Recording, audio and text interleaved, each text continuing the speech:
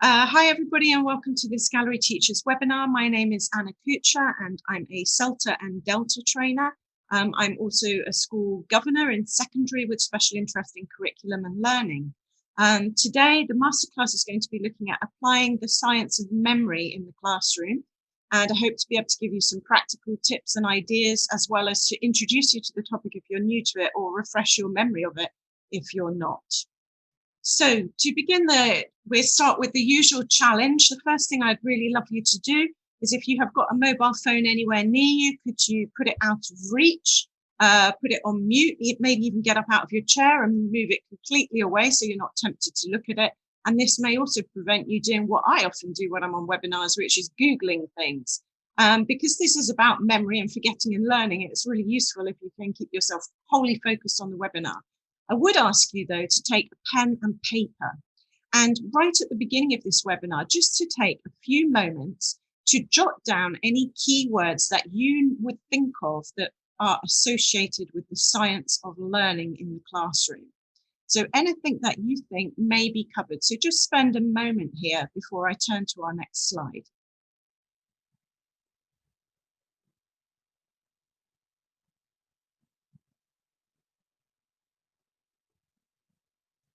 Okay, so hopefully maybe you have one or two words, maybe some other notes. Okay, and we're going to be looking at 3 reflective questions later on. So first of all, think about how much you personally know about how memory works. Some people have great knowledge of this, other people less so. My second question is, do you consider how to make content memorable? So when you are teaching, are you thinking, what am I going to do with this to make it a bit more interesting, to make it more engaging, that my students might actually remember what I've taught them? Or are you just turning pages in a course book, as many of us do?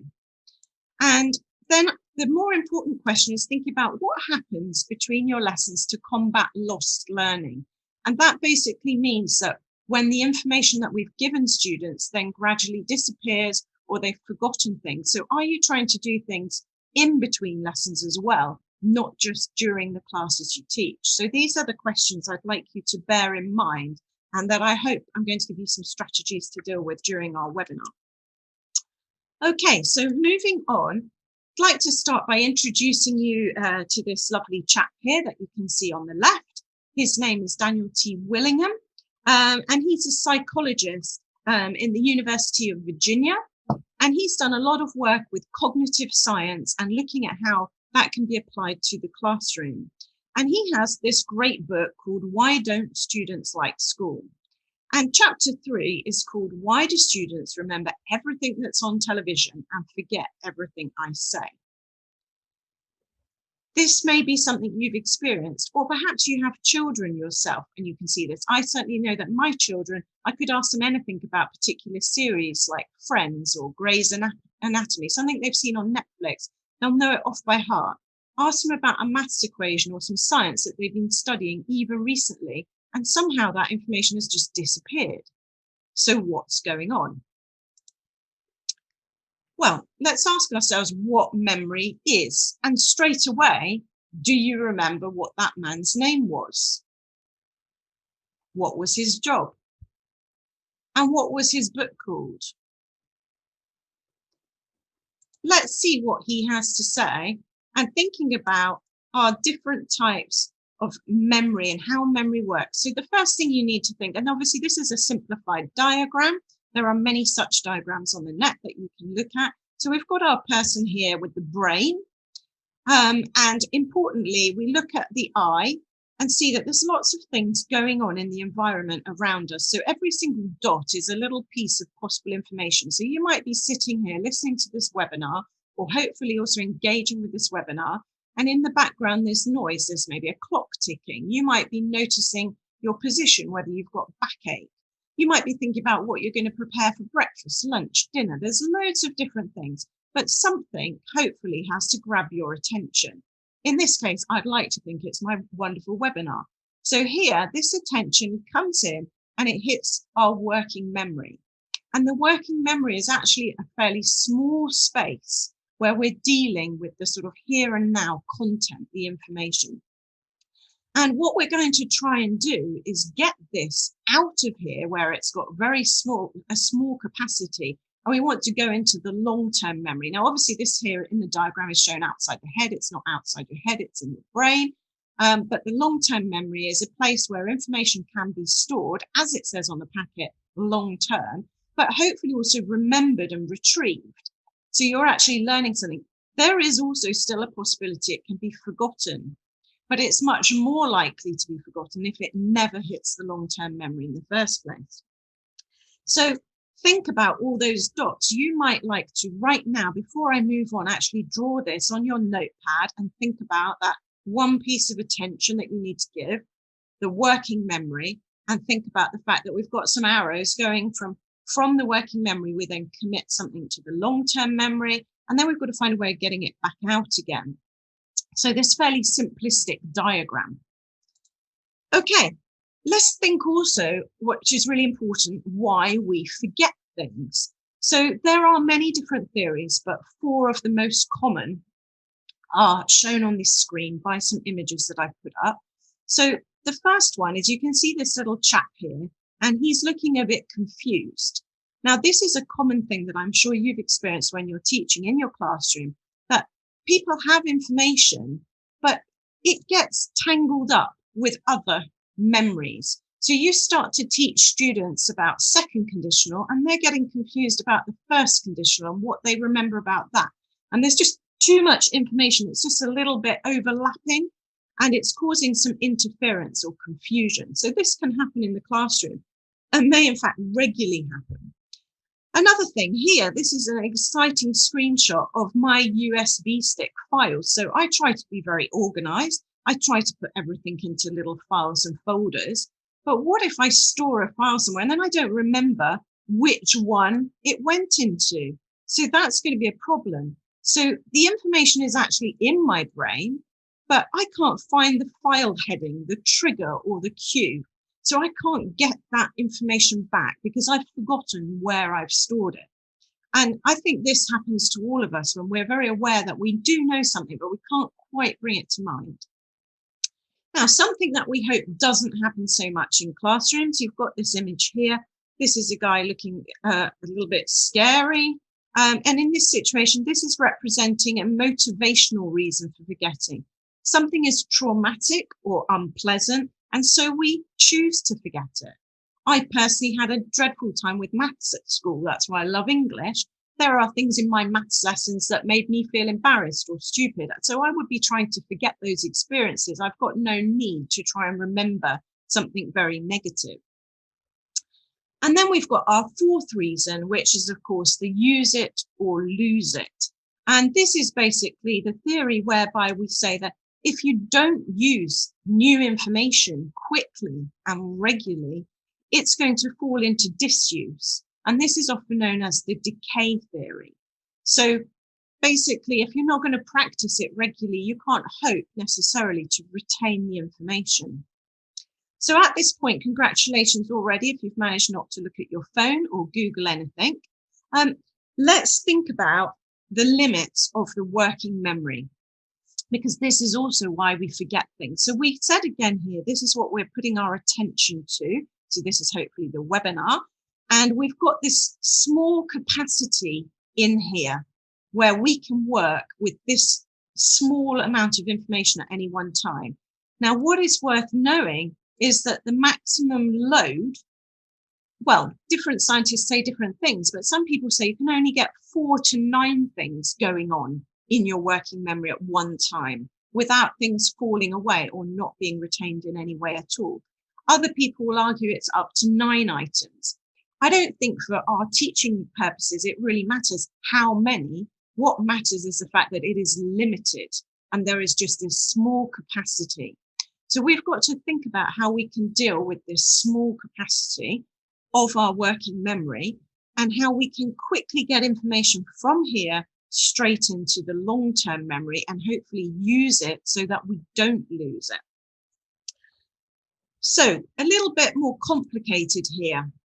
Cognitive overload. So some of you may have come across this before, and you may or may not know this. I always like to bring people to life, think, what do they look like? Because that also helps me to remember all of these different people, because that's something that's complicated for me, trying to remember a theory and a person. So I look at this picture, I think, oh yeah, great, this is John Sweller. And he's a happy guy, and I can see he's happy because he lives in Australia and the weather's probably great. He's an educational psychologist, and he has put together a theory thinking about cognitive overload. And he explains to us about the types of cognitive overload. So first of all, we'll just see that he's written a couple of very well-known books about these theories. So this is one that he's written, and this is where somebody else explains his theories. And we're going to think about these different types of load. So we have one right here at the top. Well, let's just have a look at what I'm going to reveal for you and see if you know. We've got three things here. So we've got something positive, something less positive, and something very negative. And each of these has a name. So the first one that we want to get rid of is what we call our extraneous load. And this is where what we are doing adds nothing. So it might be that you give students a handout and it's got loads of complicated diagrams or graphics or information or too many examples. And what you're actually doing is making people think about other things. Or maybe you're listening to somebody talk in a lecture and you're trying to look at notes, and you're also hearing somebody whispering in the corner next to you. And all of these things are just splitting your attention. So extraneous load is not going to help that working memory space. Now, one problem for teachers is that sometimes what we're trying to teach is intrinsically difficult. It is just that the content is hard. Now, as teachers, we want to try to really make things as simple and short and manageable as possible, but every now and again something is just going to be very complicated. So sometimes we can't impact this, we can impact this. What we want to really work on though is this one, the germane load. Now there are some little pictures in this diagram. So we've got the person carrying their three loads, but we've also got little seedlings here, little plants being watered. And that is the verb to germinate, to grow, to nurture. So the germane load is actually the stuff, the deep processing of new information. And this is the area that we want to free up as much space in working memory as possible to just focus on that, removing as much of the difficulty in the content as possible and all of the extra stuff that people don't need, so that they can really focus here. And if we can have deep, meaningful learning and we can go back to it, we have a great chance of it being in our long-term memory and us being able to retain that. So how can we make things? So this aide memoire, the memory aid, the tool, something that helps it to stick. How can we make our content stick? Well, sticky content is something that people talk about a lot in secondary schools and in the curriculum, and looking at ways of making the vast amount of information that children have to learn really memorable. So we can start with a really simple thing that I'm sure every one of you is familiar with, and that it would be personalization. So personalizing your content. I've talked about this before in my previous webinar, thinking about basically any little personal touch, making examples that are meaningful for students, using their names, things that they can really relate to. Now, if something is personal, you're going to maybe provide a stronger little trigger or cue. So that's our little storage, our filing card. And somebody will be able to get that memory back from the long-term memory and back into the working memory so they can use it. One thing that we know makes things memorable is how often we go over material. So how frequently we revisit material. And this is something we're going to discuss in this webinar now. Having people actively engaged, so not just passively engaged. So hopefully some of you are maybe actually drawing this little mind map right now whilst you're listening to me speak, and maybe laying it out in a way that is nice for you, adding a little drawing and something that's making it just more interesting, more engaging. One thing that we can do is try to hook new material to previous material. So this is, for example, again, the idea, thinking about conditionals here. If we're doing the first conditional, we may want to relate that to the second conditional, or maybe we did the second conditional, and we're going to use that when we're talking or comparing with third. So taking some content that students already have, some knowledge that they've already got a good grasp of, and then we build on it, we add to it so that they're not starting completely new. Our other area is thinking about elaborative encoding. Now, each of these, just think of these as being little pathways in the brain. So when we are teaching content, the more little pathways or neural pathways that we can trigger, the more memorable something is. Now, we often talk about this, particularly when we're looking at reading lessons, when we talk about activating schemata. So that is students' background knowledge, their previous knowledge. So this also links into hooking to something you already understand. So elaboratively encoding things means that you are using methods to connect things to each other. And in doing so, you're making that information harder to forget. So I'd like to give you a practical example of this. So this is a Freya diagram, and this lady here is the lovely Dorothy Freya, who was an educational psychologist. She's American, and she did a lot of work on reading and helping children become better with vocabulary. And this is an adaptation of one of her ideas. Now, in a Freya diagram, you would put a keyword in here, and then you put your definition or description of a word. You might put some synonyms, some examples, and you might put a picture, but this is not the only way of doing this. So this is one example. I'm going to show you another more personalized example. So here we've got the word pet, and we're trying to help students remember this. So first of all, they're going to think about what their definition would be. So here I've got tame, domestic animal, lives in a home, member of a family. So this is something that is a pet, okay, my definition. Not completely a dictionary definition, it might be something you come up with as a class. And then we think, what are the characteristics of pets? So I want to try and connect this to other things. So here, some characteristics. A pet usually has a name, has an owner. They can be companions and they're loved. So I've got some more vocabulary, and this vocabulary is connected as well. So it's helping me to sort of get that elaborative encoding going. Now, interestingly, and one of the most successful things that Dorothy Freya suggested was that you can write non-examples. So sometimes to understand what something is, you need to understand what it is not. So what is not a pet? Well, for the vast majority of people, an elephant isn't a pet, a giraffe, a bear, a squirrel, and a shark. So I could begin linking to previous content, things that I've studied before, and saying, well, those are not normally examples of pets. And then I want to think about things from my own life as a student. Okay, so here I've got some different ideas. Firstly, here's a picture. This is one of my pets. So this is going to be memorable for me because I own this budgerigar. His name's Jasper. Thinking about him is connecting something in my brain, turning something on, make it a lot more interesting. And then I've got some other little examples where I can be thinking, right, what other pets have I got? Cat, dog, etc. And I can pop those into this part as well. Other examples from my life. Okay. So this would be one way of making sticky content using a Freya diagram. So why are we going to do this, and why do we want to keep linking back? Well, it's all to do with the forgetting curve. Now, for some of you, you may be thinking, yes, I've seen this before. Well, I hope you have, because if you have, the more frequently you look at it, the more likely you're going to remember it. But if you haven't, let me try and condense this, make it really small. This is a place where I'm saying, please don't Google, look at this after the webinar. But we have this gentleman here. He was a German psychologist, and his name's Hermann Ebbinghaus. He died in 1909, and this man really dedicated himself to the science of forgetting, understanding why people forget.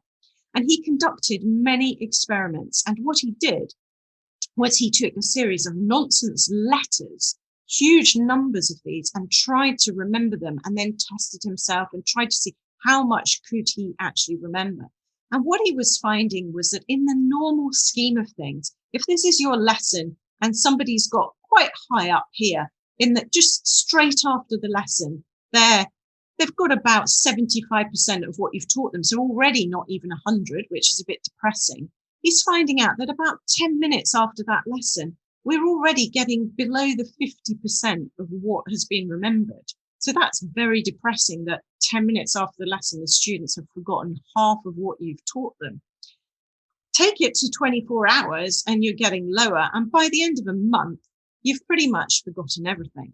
So what did Ebbinghaus do? He started to think about how we can interrupt the cycle of the forgetting curve and how we can basically do some learning to bring this curve back up. And what he's found is how important it is to review content. So if a student or you after this webinar spends 10 minutes or even 5 just reviewing your content, you're going to be able to bring yourself back to pretty much, if you're lucky, 100% understanding of what I've looked at. Maybe less, but certainly it's not going to be dropping off. It's going to come back up. Now, if 24 hours later you do it again, you're going to bring that learning, because remember, it's going to keep dropping off. Time is not our friend. As time passes, we keep losing our learning. So he was suggesting the importance of doing review after class, 24 hours later, a week later, or even sooner, or a month later or sooner. And he found that with the frequency of going back, these revisits of material, he could bring that forgetting curve to a completely different place, whereby eventually, and if you imagine where this line is, it's going to take a lot longer to forget. And actually, you're probably likely to really remember a huge amount of content. Okay, so thinking about how we retrieve information, how before we forget it, because the best time to do it is just before you forget. So we've only just talked about cognitive load. Here's our Freya diagram. Maybe you remember that. I explained to you about it. What would be our definitions of cognitive load? So what did we say it was? How many types are there? What are the characteristics? Are they positive, negative? Do you remember the cartoon with the person with the backpack and the examples and the non-examples? See if you could jot something down in here. And let's see what I've got here. So here's an example of just making some notes, and it doesn't matter if it's not perfect. So this is deliberately not perfect. So here, make some notes and then use another pen, a different color, to correct yourself and say, okay, well, I couldn't remember that word. I knew it was just something. Oh, right. Yes. Germain. Okay. I'll add this in. What is the definition of cognitive load? Well, it's about how much of our working memory we're using. It's about effort. We're thinking about the characteristics of it. So making notes shortly after you've looked at something, doing it in one color, and then going back and reviewing and checking and correcting in another color can help with some retrieving of information. Now, somebody who is really mindful of this is this wonderful person who's called Barak Rosenshine. Now, Barak Rosenshine sadly passed away in 2017. He was an absolutely spectacularly good educator. And I've mentioned his principles of instruction before, but I'll show you them now. Just have a look. These are the key things that he believes make successful teaching.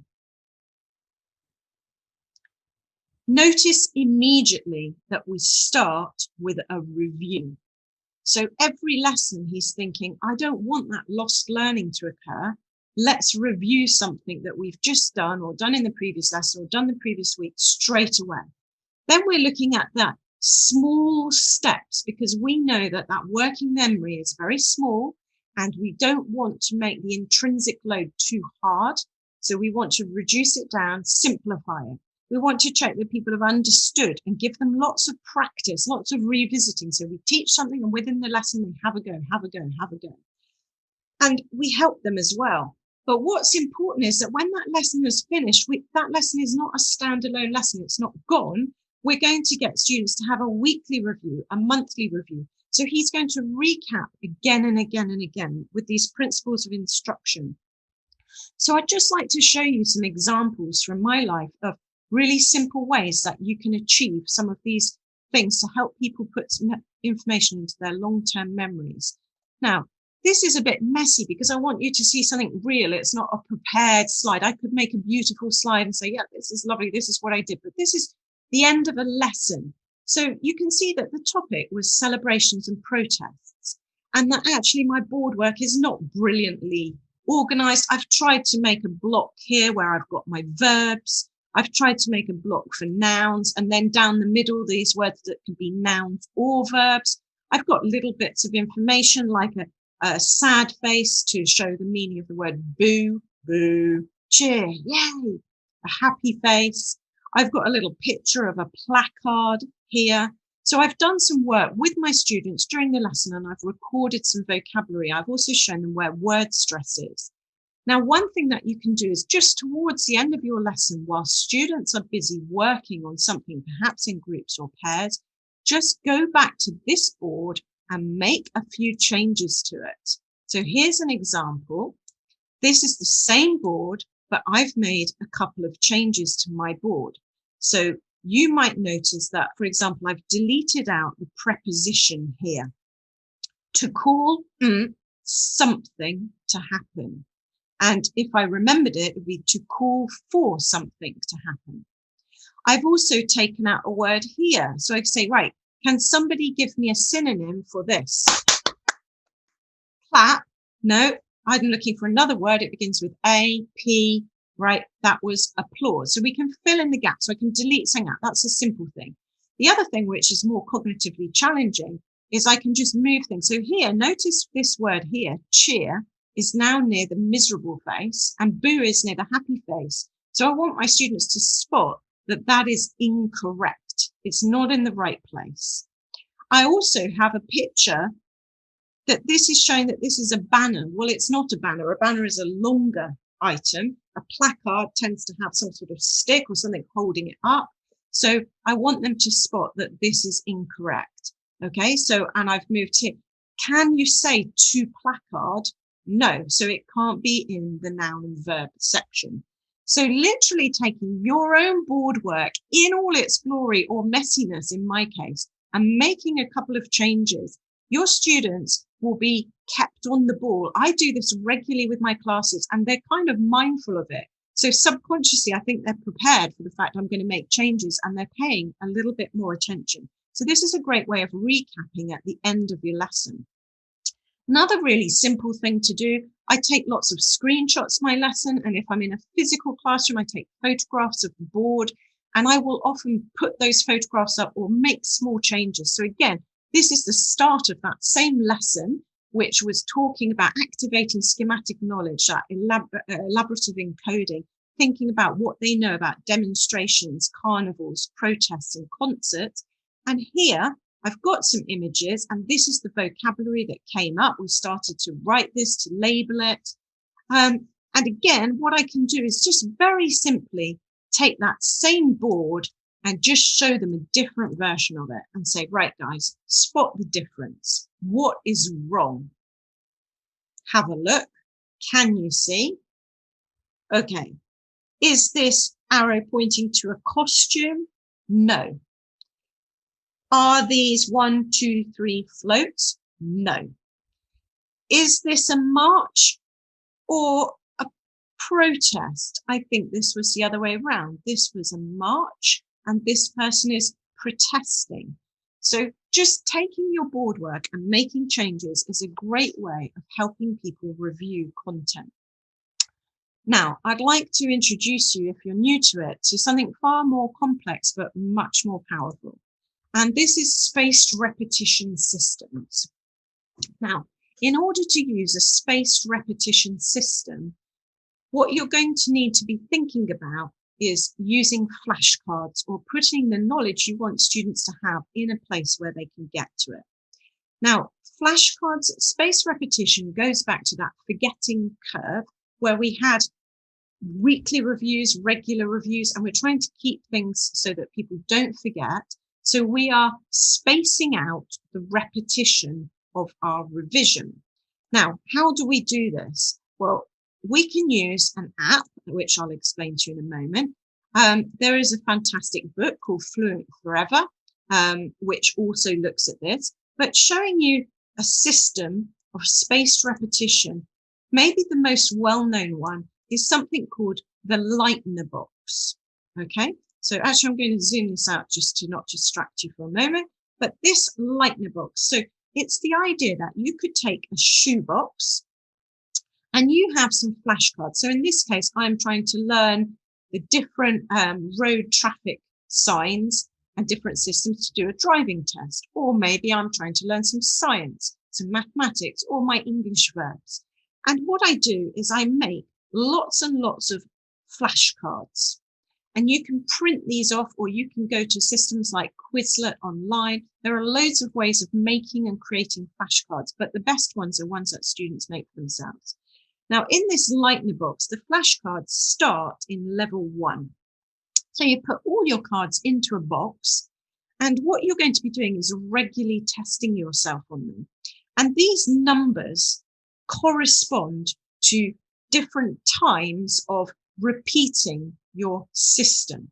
So on day 1, we would take the cards out, look at them, and we test ourselves on them.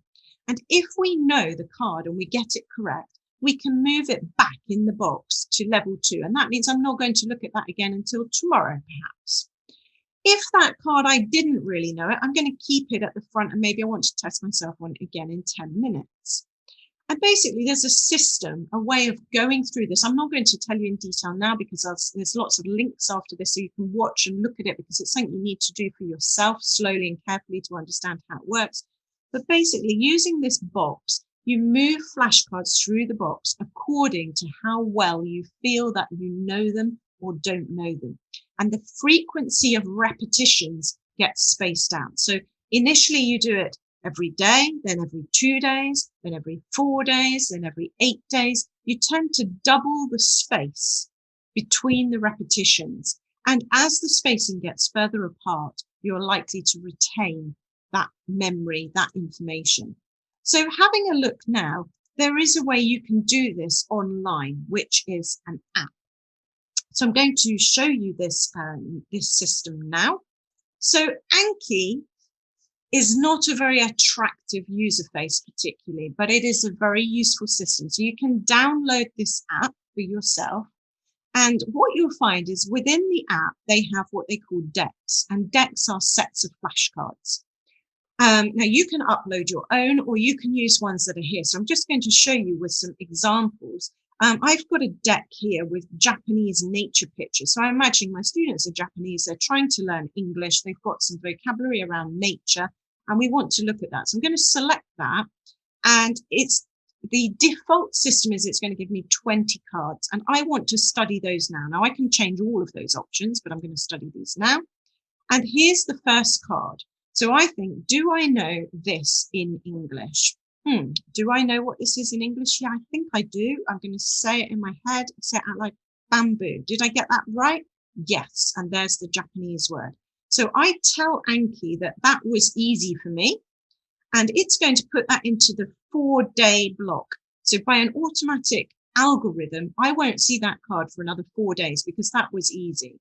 It's showing me another picture. Do I know this? Yeah, I think I probably do. I think this is beach.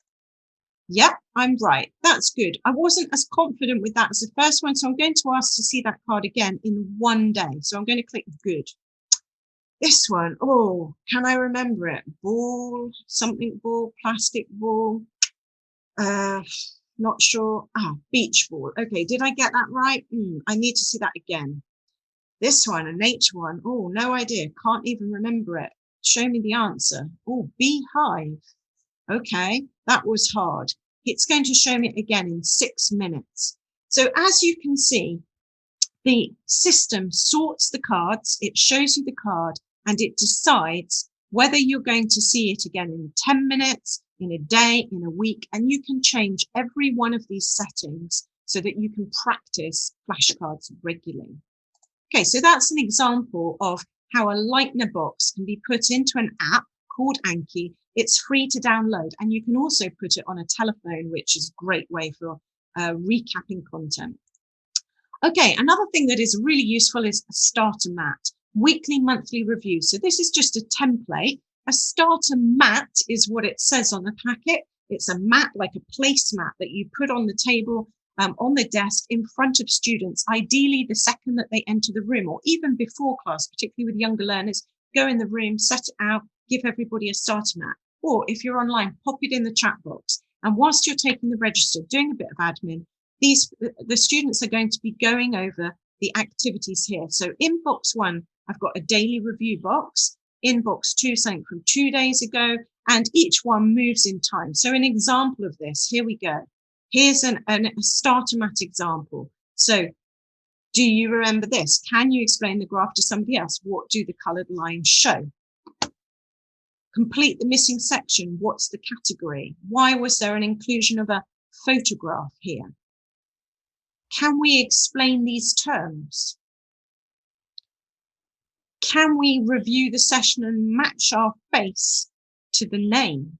And do we remember what is wrong here? So these are all examples. So I would take slides, material, worksheets, things that I've used with students and screenshot different aspects of it and put it together into a single A4 document. So it should be A4. Some people do A3.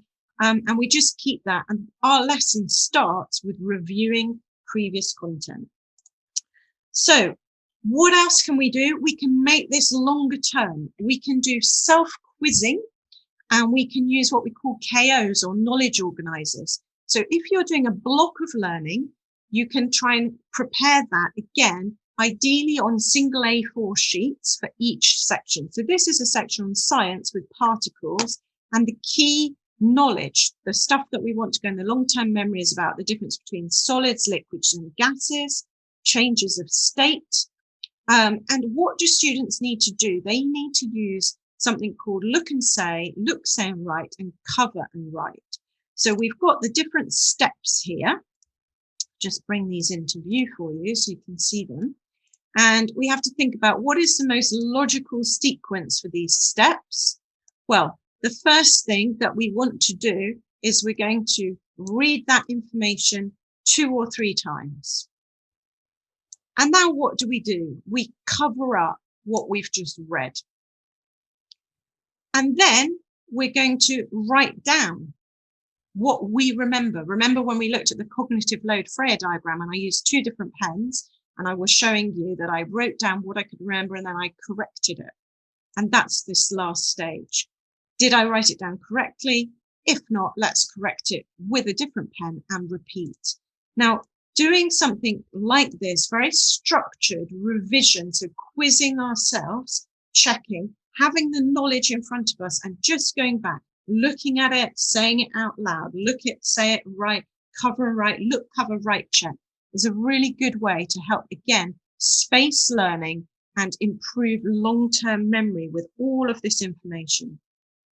So we're nearing the end of our webinar here. And I'd like to just think about this in terms of long-term planning. If we're going to use the science of memory, what we need to think about is how we interleave our content.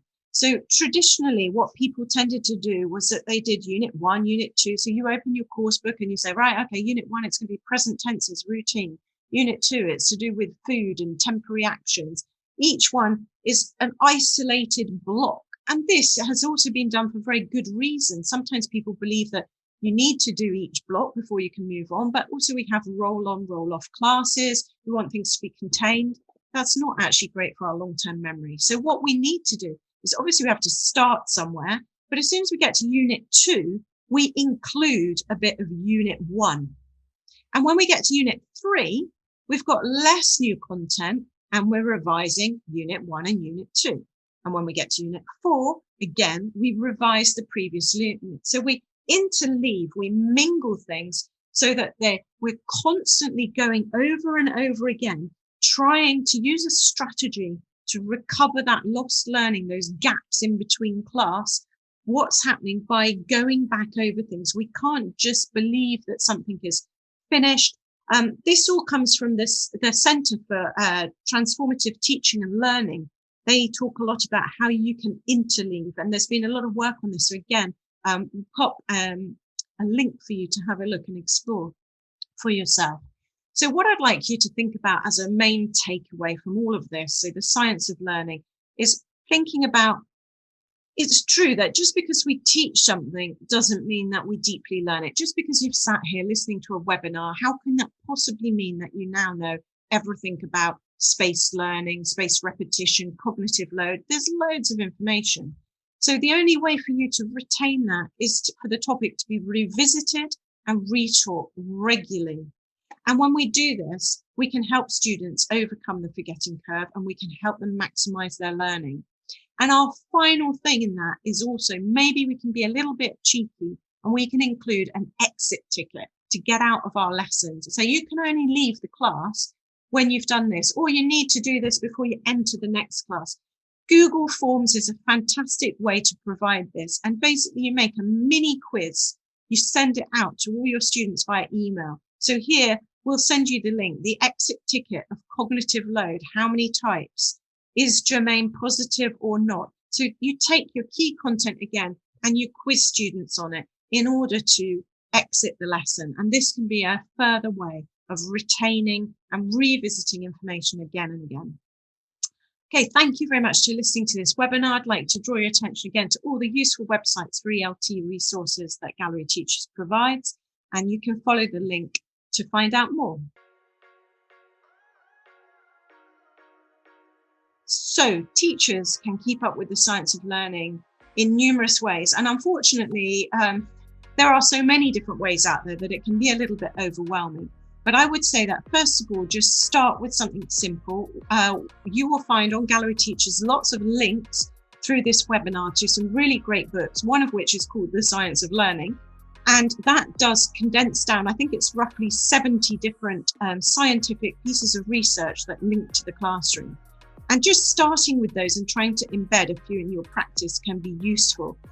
Trying to keep up just with sort of webinars and training through sites like Gallery Teachers, looking at what Cambridge has to offer and other sites. People are constantly trying to share good practice and what has been studied. But fortunately, some of this science we now know is factual and it's not changing all the time. So you just need to try and get the basic ideas and see what you can apply to your teaching.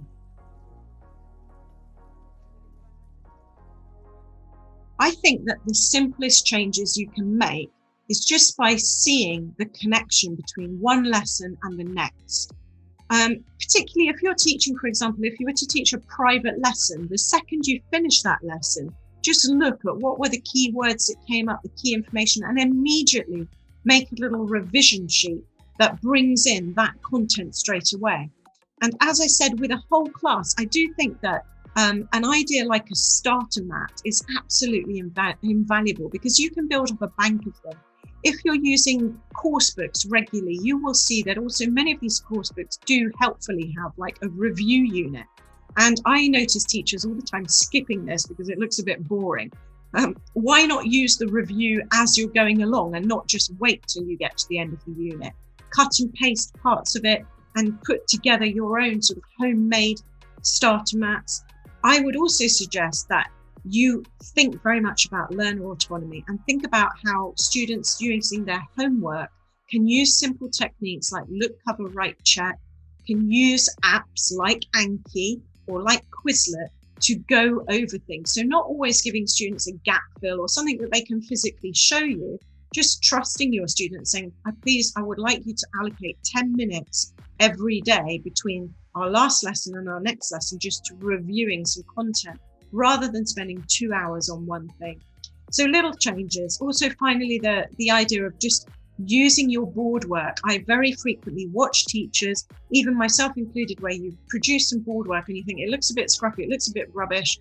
There's still something to be got out of it. So think about, can you rub out a little bit and ask people if they remember what was there? Can you switch some things around?